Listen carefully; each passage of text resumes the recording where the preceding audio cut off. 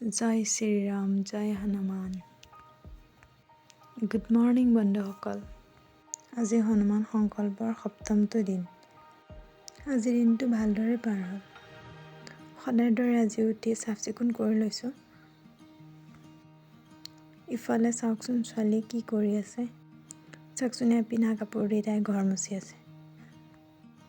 এটা এটাকৈ চব কাপোৰ পেলাই লৈছে। সঁচাকৈ ল'ৰা ছোৱালীয়ে যি দেখে তাকেই শিকে। মই এফালৰ পৰা চাফা কৰি আহোঁ আৰু তাই এফালৰ পৰা লেতেৰা কৰি আহে। মই কাপোৰ কানিবোৰ জাপি যাম, তাই নমাই যাব। কাপোৰবোৰ মেলি দিম, তাই চপাই দিব। আৰু যে কিমান কি কাম কৰি থাকে। দেখি ভালো লাগে, মাজে মাজে খঙো উঠে। খং কৰিনো কি পাম, সিহঁতো সৰু ল'ৰা ছোৱালী একোৱেই নাজানে, একো বুজিও নাপায়। মই তাইক আইতাকৰ ওচৰত জলপান খুৱাবলৈ দি ঘৰ সাৰা মোচা কৰি লৈছোঁ।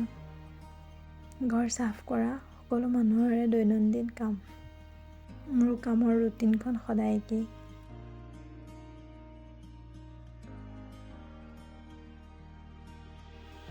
ময়ো গা ধুই ৰেডি হৈ লৈছোঁ হনুমানজীৰ পূজাভাগ কৰিবৰ বাবে।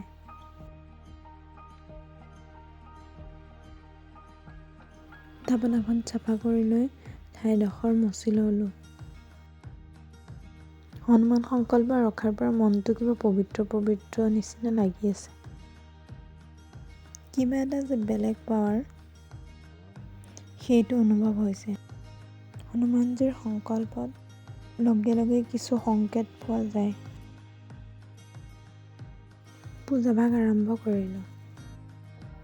চাকি ধূপ জ্বলাই লৈ শ্ৰীৰামজীৰ নাম লৈ লিখনিখিনি পঢ়ি হনুমান চালিচা 7 বাৰ পাঠ কৰি ল'লোঁ।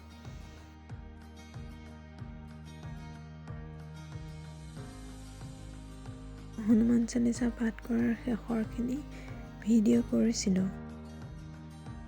কিন্তু ভিডিঅ'টো ভাল নহ'ল, ধুৱলি কুঁৱলী হৈ গ'ল। সেইবাবে ভিডিঅ'টো এড নকৰিলোঁ।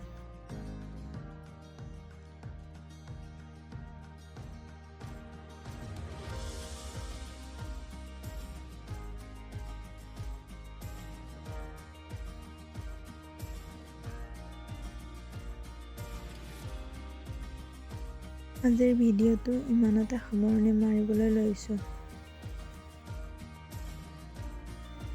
যদি মোৰ ভিডিঅ'বোৰ চাই আপোনালোকে ভাল পায়, লাইক কমেণ্ট শ্বেয়াৰ আৰু ছাবস্ক্ৰাইব কৰি দিব। লগতে থকা বেল আইকনটো ক্লিক কৰি দিব।